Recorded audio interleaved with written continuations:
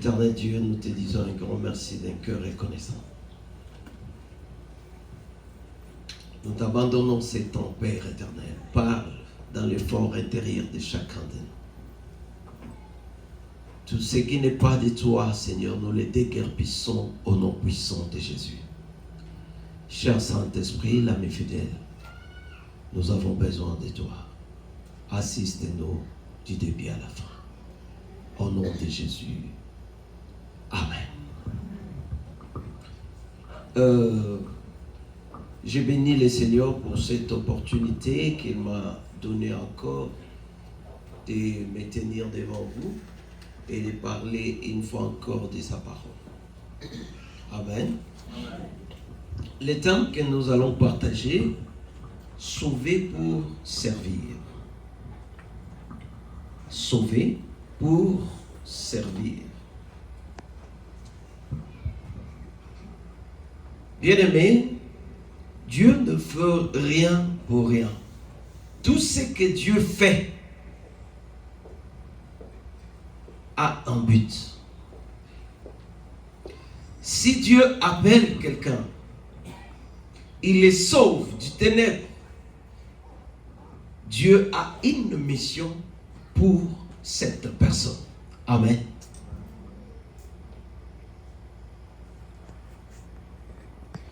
Nous étions tous dans le monde, ignorants de la vérité. On marchait selon le penchant de nos cœurs. On suivait nos voies. Mais lorsque la parole de Dieu a illuminé les yeux de chacun de nous, et nous avons reçu Jésus, nous sommes sauvés. Le salut que Dieu nous donne a pour mission, a pour but de servir le Seigneur. Amen. Dieu t'a appelé ici. Dieu t'a choisi parce qu'il a une mission très particulière avec toi. Beaucoup de gens viennent dans l'église. Ils sont là, mais ils ne servent pas le Seigneur. Ils ne veulent pas servir Dieu. Ils sont dans l'église. Tous les dimanches, il ne manque pas, il est là. Mais il ne sait pas pourquoi est-ce que le Seigneur l'a appelé. Dieu t'a appelé pour un but. Dis à ton bien-aimé qui est à tes côtés, Dieu t'a appelé pour un but. Non, dis-lui, Dieu t'a appelé pour un but. Et le but que Dieu nous appelle, c'est pour le servir. Amen. Tu es appelé à servir Dieu. Tu étais malade, Dieu t'a guéri.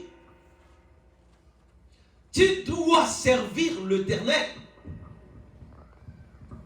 Marc chapitre 1, verset 30 à 31. J'aimerais qu'on lise la parole de Dieu. S'il y a quelqu'un qui peut nous aider à la lecture, ça sera une bonne chose. Marc chapitre 1, verset 30 à 31.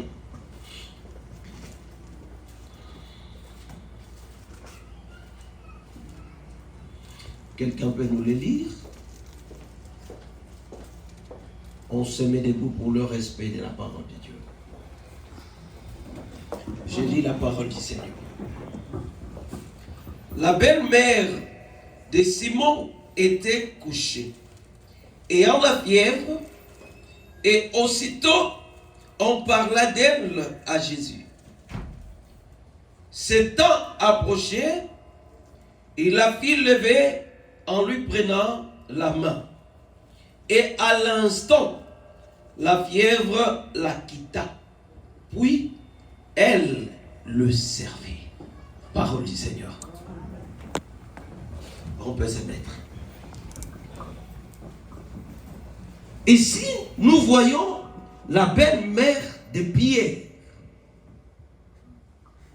Elle était souffrante. Je ne sais pas quelle a été sa maladie.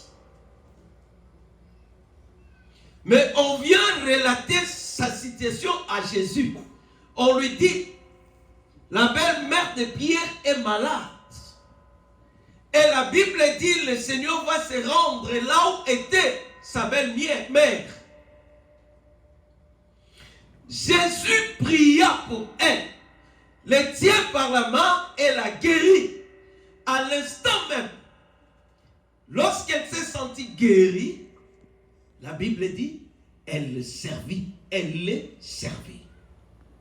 Alléluia. C'est ça l'objectif auquel l'Éternel t'a appelé. Chaque personne vivante appelée par Dieu, sauvée par Dieu, a une mission. Et la mission que Dieu t'a appelé à faire ou à accomplir, ça peut être dans ta famille.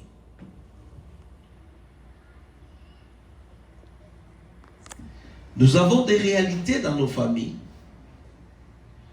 des réalités spirituelles. Il y a des choses qui se passent dans nos familles qui ne sont pas bonnes. Nous avons des familles qui pleurent chaque année. Nous avons des familles qui souffrent de folie. La plupart des membres. Nous avons des familles qui ont beaucoup de choses spirituelles qui arrivent.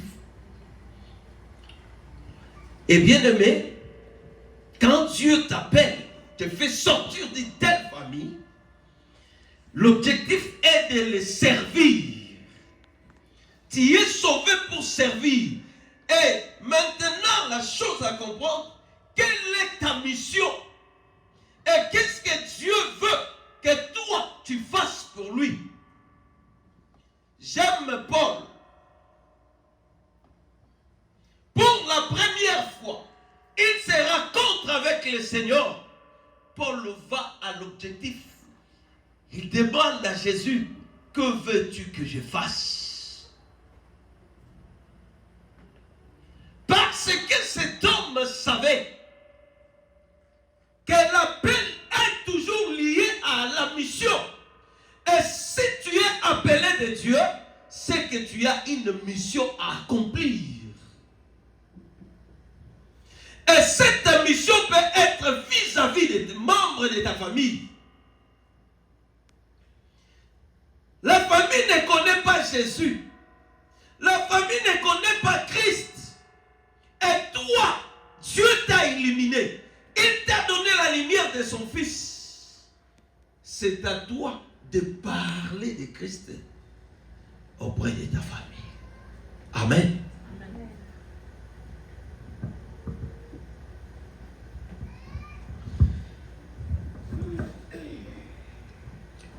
Servir Dieu peut être aussi dans l'évangélisation. Dieu t'a appelé pour évangéliser les autres. Tu peux évangéliser ceux qui ne connaissent pas Christ. Ceux qui sont encore là dans les ténèbres. C'est ta mission de l'évangéliser. Les amener à Jésus. Comme la femme samaritaine a fait. Et cette femme, lorsqu'elle s'est rencontrée avec le Seigneur Jésus, la Bible dit, elle abandonne tout. Même l'eau que le venait chercher, puiser, elle laisse. Priorité, c'est aller dire aux gens qui ne connaissent pas encore le Seigneur, qu'ils viennent se rencontrer avec cet homme. La Bible dit, il a couru. Elle a couru dans sa vie, criant, venez voir un homme qui m'a tout dit. Ne serait-ce pas le Christ? Dieu peut t'appeler frère, ma soeur. Question seulement de comprendre que ce n'est pas seulement pour rester assis dans l'église, venir et sortir, mais tu as une mission, tu dois accomplir. Quitte à toi de chercher à comprendre quelle est la mission que le Seigneur veut que je fasse.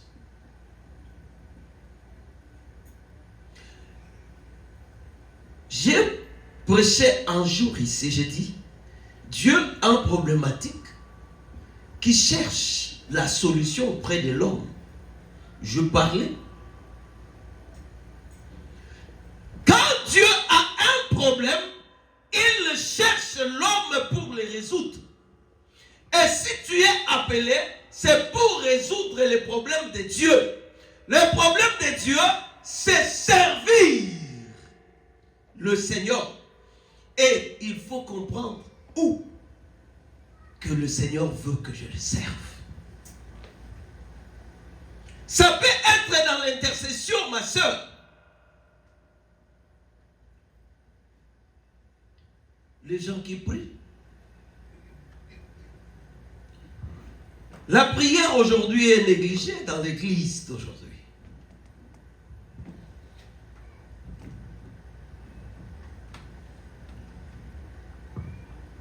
La Bible dit, les jours de la vengeance étaient dans le cœur de Dieu. Et Dieu voulait détruire.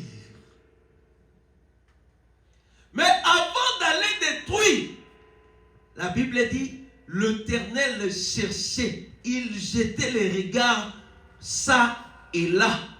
Il cherchait. Il cherchait quoi? Il cherchait qui?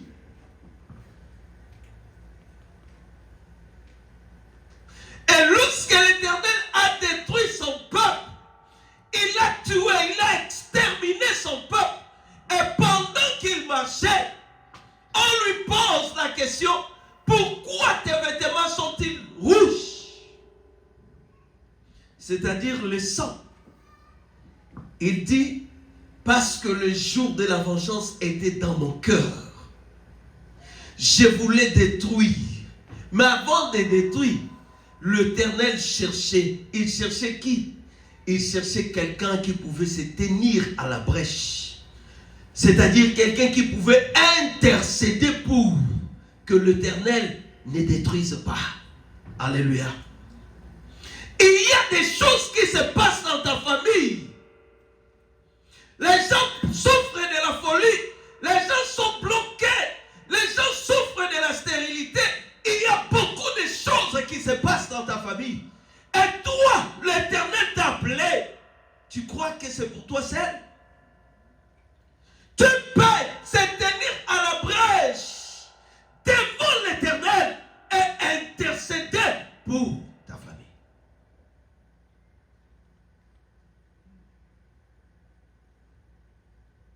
Nous sommes appelés à intercéder. L'intercession, tu peux prier pour ta famille. Et à cause de tes prières, Dieu peut changer la situation, le parcours, l'histoire de ta famille.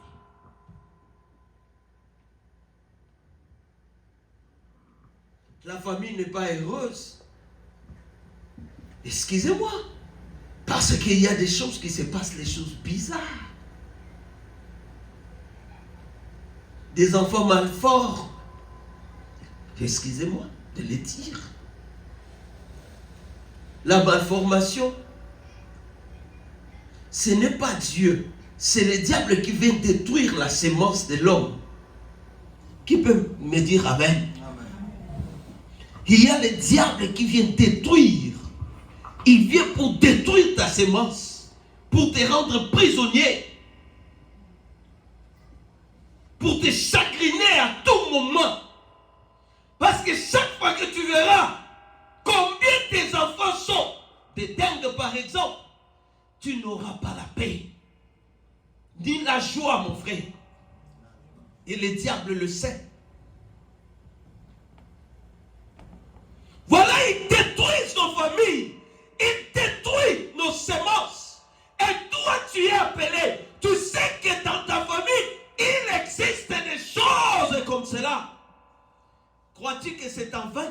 devrait t'appeler. Parce que tu es au Canada, c'est fini la malédiction. Tu te trompes. La malédiction ne se brise pas parce qu'on a changé les pays. Mais la malédiction se brise lorsque un homme s'élève devant Dieu. Il traite une alliance avec l'Éternel et brise les alliances du passé. Il faut renverser les autels qu'on a construits dans votre famille. Il y a des autels de la sorcellerie, des autels de fétichisme qui provoquent ces esprits. Oh, nous avons les esprits des familles, les hommes qui sont morts. Vous avez le temps de leur donner des offrandes. Vous concluez une alliance avec les morts sans le savoir. Voilà pourquoi nos familles subissent des choses très bizarres à cause de ces alliances que nous traitons. Et nous payons le prix. Parce que tu es ignorant, tu trouves ça normal. Non, mon frère. Dieu t'a appelé pour que tes yeux s'ouvrent et que tu vois les choses claires, que tu vois les choses autrement, non pas comme un homme charnel, mais comme un homme spirituel et qui a la compréhension des choses spirituelles. Amen.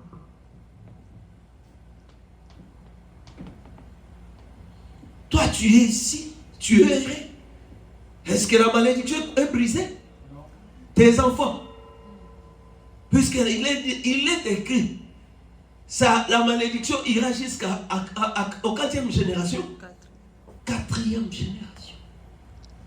Si ça ne te touche pas, ça peut toucher tes enfants. Si ça ne touche pas tes enfants, ça peut descendre si les enfants de tes enfants. D'où il faut que toi tu les coupes. Il faut que quelqu'un se lève et dire ce qui se passe dans ma famille, c'est toi aujourd'hui, c'est fini au nom de Jésus. Seigneur, je brise les alliances du passé que nous avons conclues, que nos ancêtres ont conclues avec le monde des ténèbres, en invoquant les esprits de mort.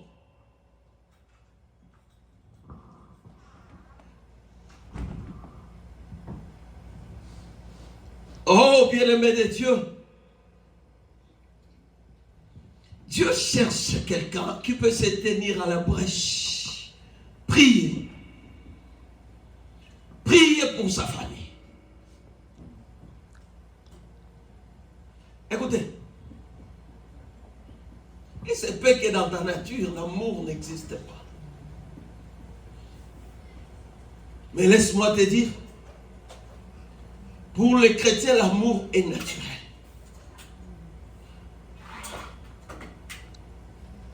Le chrétien est appelé à aimer.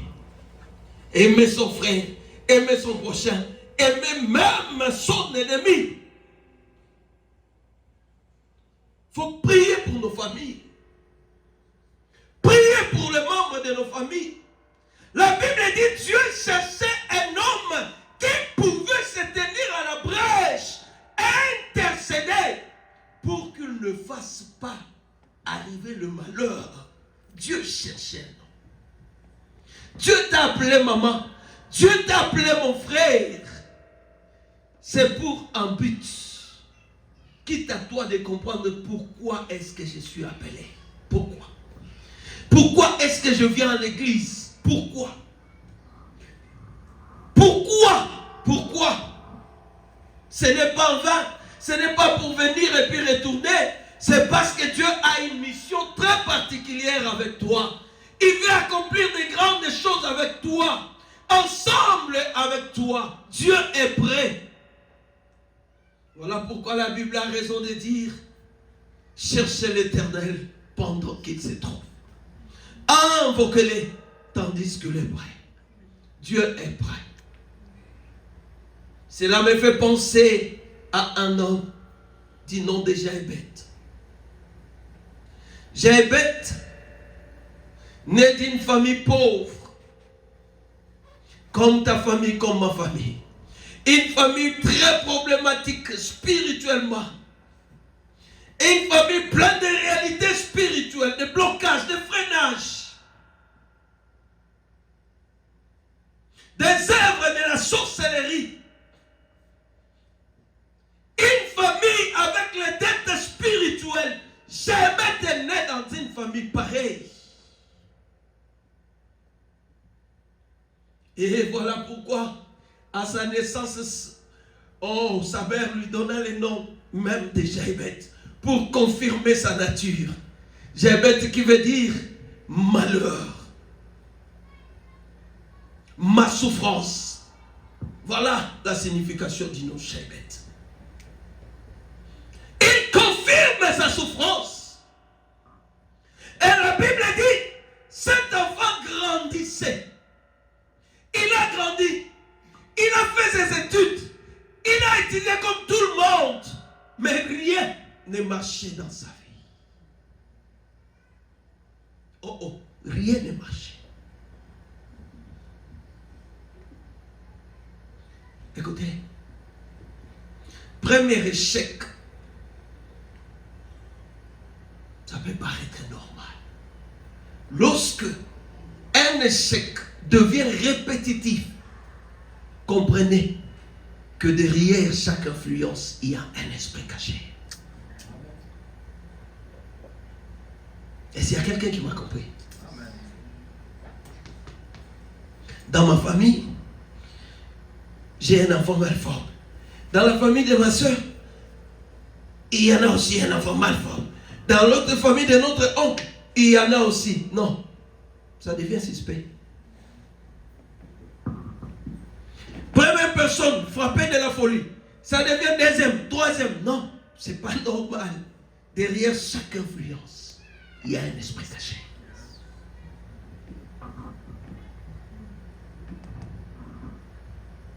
Est-ce que quelqu'un me comprend? Amen.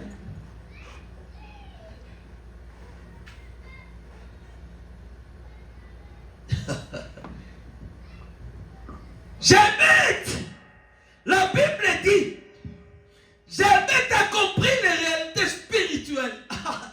Il partait à l'église, au temple à l'époque. Mais lorsque ses yeux s'ouvrent, cet homme comprend les réalités spirituelles. Il regarde. Non, depuis que je suis né, mon grand frère souffre. Ma petite sœur, tous les grands frères que j'ai racontés souffrent. Mes sœurs, pareil. Mes parents, idem. Non. Ça, ce n'est pas normal. Frère, écoutez.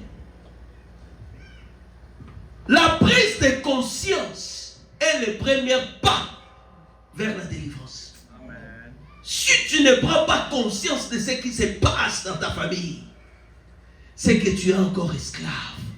Tu es loin de la délivrance. Toutes les réalités qui se passent dans ta famille, quand tu ne comprends rien et tu ne prends pas conscience, laisse-moi te dire que tu es loin de la délivrance.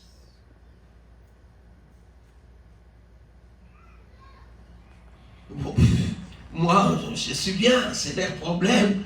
Oui, c'est leur problème, mais les sangs qui coulent en toi. N'est-ce pas les mêmes sangs? Amen. Toi aussi, tu es héritier. Tu es héritier. Que tu le veuilles ou pas, parce que tu es le porteur du même sang que ceux qui souffrent. Jabet a dit non. Il y a quelque chose qui ne va pas. D'où je dois faire quelque chose. Abolir, détruire les autels érigés par mes ancêtres. Les autels érigés, les alliances conclues par mes parents. Nos parents ont conclu des alliances avec les morts. Le fétichisme dans ta famille, c'est quelque chose qui est normal. Alors que ça a des conséquences très néfastes spirituellement dans la vie des personnes. Que personne ne te trompe. Le diable, quand il te donne à la main droite, il réserve quelque chose à la main gauche. Il est comme ça.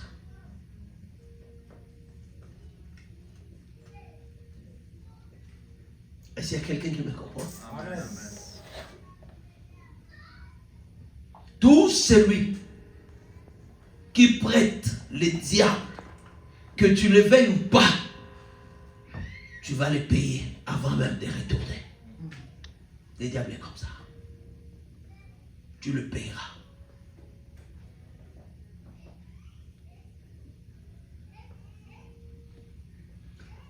Avez-vous lu l'histoire de Moïse?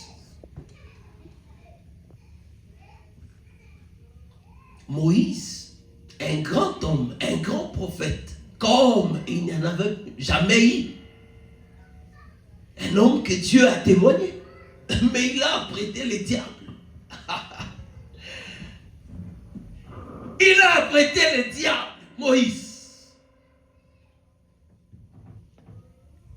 À cause du peuple, à cause de l'influence du peuple, Moïse, à cause des murmures du peuple, il est allé apprêter les diables.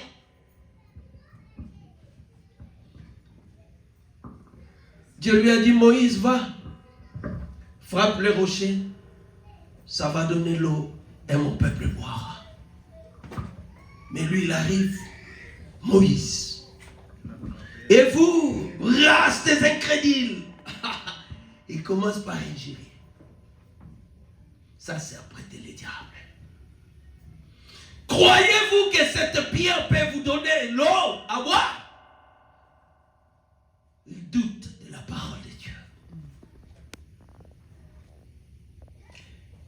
Et il frappe 2 fois. L'eau sort quand même. Les choses s'est passées. L'Éternel lui appelle, Moïse, viens, j'ai besoin de toi. Et lorsqu'il arrive auprès du Seigneur, le Seigneur lui dit, Moïse, ce que tu viens de faire, tu vois Canada, tu le verras de loin, mais tu n'entreras pas. Amen. Hein? Ça, c'est Dieu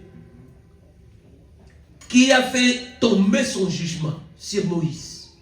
Tu verras de loin, mais tu n'entreras pas. Dieu, pour la dette que Moïse a apprêtée de lui, il a apporté son jugement. Maintenant, c'était le diable qui restait. Ça s'est passé comme si rien n'était. Mais le jour de la mort de Moïse, vous connaissez l'histoire? Le diable a envoyé aussi ses anges pour récupérer les corps de Moïse. Est-ce que vous comprenez? Les anges de Dieu viennent, ils se rencontrent avec les anges. Les démons, séparons les démons et les anges de Dieu. Le diable dit non, il m'appartient.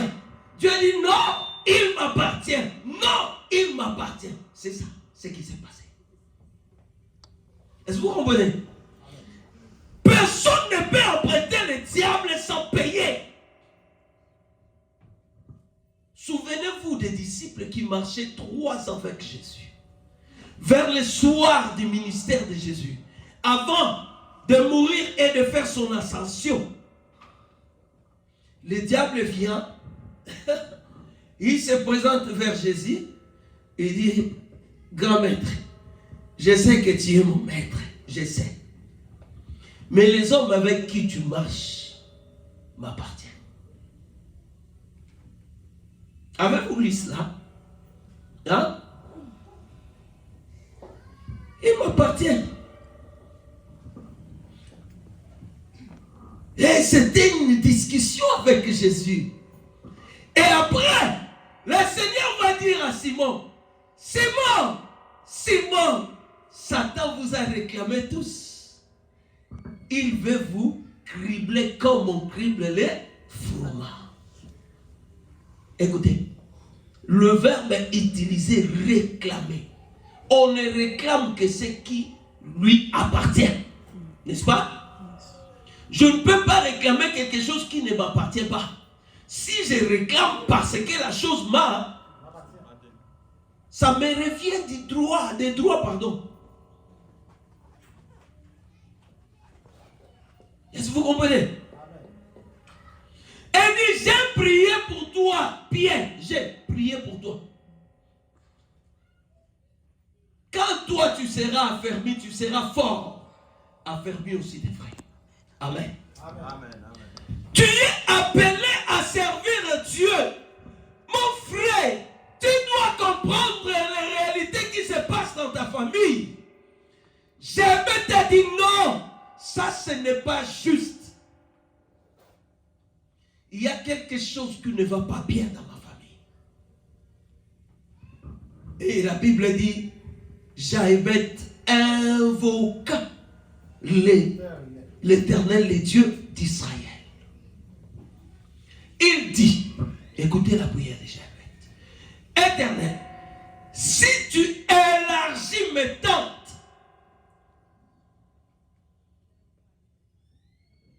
donc il sentait dans sa vie, il y avait des limitations.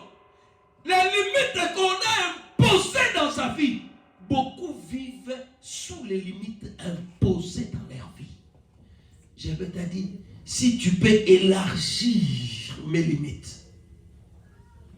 Et la Bible dit, l'Éternel exauça Jaébet. Et cet homme devient plus considéré que ce frère. Amen. Priez pour ta famille. Priez pour les membres de ta famille. Ne blaguez pas ma soeur. Parce qu'il y a des réalités. Même si aujourd'hui tu ne le trouves pas sur toi, demain après-demain, ça peut toucher tes enfants. Sauvé pour servir. Pourquoi est-ce que tu viens à l'église? Quel est le but de ton appel? Pourquoi est-ce que Dieu t'a appelé? Ça, ce sont des questions. Mais laisse-moi te dire, l'appel est toujours lié à la mission. Tu peux servir Dieu dans l'église. Tu peux servir Dieu comme le musicien. Tu peux servir Dieu dans la modération. Tu peux servir Dieu. Mais Dieu attend de toi quelque chose. Tu es appelé pour servir. Laisse-moi te dire quelque chose. Dans les royaumes ordinaires, c'est-à-dire les royaumes du monde, ce sont les puissants qui ont le privilège d'être servis. Tandis que dans les royaumes de Dieu, ce sont les puissants qui sont appelés à servir. Matthieu chapitre 18, verset 1. Ils discutaient. Moi, je suis le plus grand. Moi, je suis le plus grand. Jésus va appeler un enfant. Il va le placer au milieu d'eux. Et il dit, qui veut être le plus grand dans le royaume des cieux, doit être les serviteurs de tous. Amen. Amen.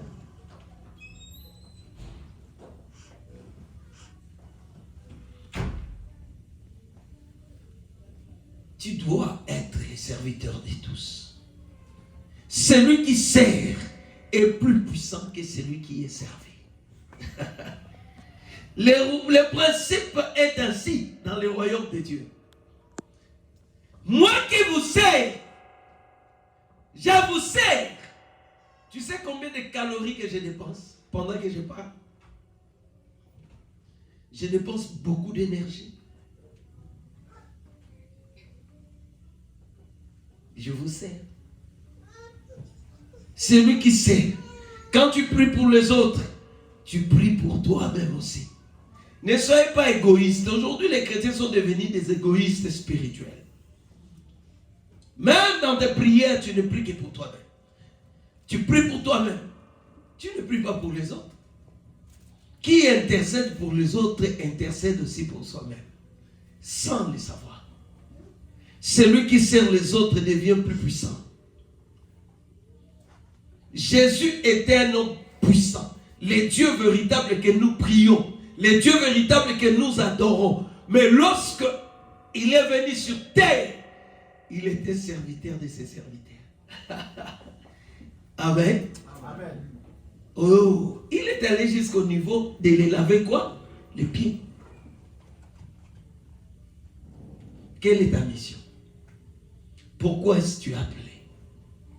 Regarde les réalités qui se passent dans ta vie, dans ta famille. Regarde-les bien. Ne fais pas semblant. Ne fais pas semblant. Ce qui se passe dans ta famille peut aussi te toucher. Donc si tu es visé, que personne ne te trompe. Tu es visé, mon frère. Tu es visé. Tu es visé. Il faut prier. Amen. Amen. Sauver pour servir. Bon, pour aujourd'hui, je me limite là parce qu'il y a beaucoup de choses à parler. Et j'allais parler comment servir, mais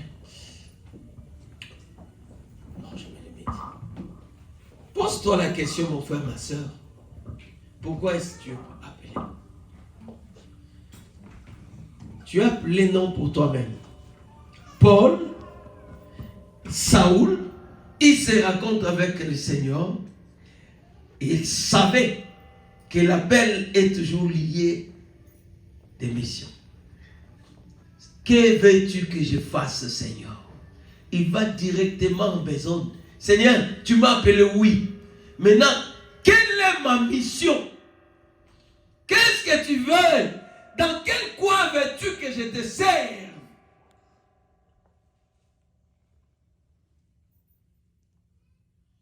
Maman, ma soeur, mon frère, ce qui se passe dans ta famille, c'est toi que Dieu a choisi. C'est toi que Dieu a choisi pour apporter le flambeau de la lumière dans ta famille. C'est toi que Dieu a choisi pour apporter la délivrance dans ta famille. C'est toi que Dieu a choisi pour combattre le maléfice de ta famille. Briser, renverser les autels de ta famille. Tu es Gédéon que Dieu a choisi. Il dit non, ma famille est plus pauvre. Dieu dit non. Mais Seigneur, à part la pauvreté, je n'ai pas de force, je suis un enfant. Dieu dit, va avec cette force que tu crois. Être petit, va. Avec tes faibles prières, Dieu veut t'exaucer. Mais il veut que toi, tu aies conscience qu'il y a une grande bataille à livrer. Et c'est toi qui dois se lever. Priez pour les autres. Priez pour les membres de ta famille. Que Dieu bénisse. Amen.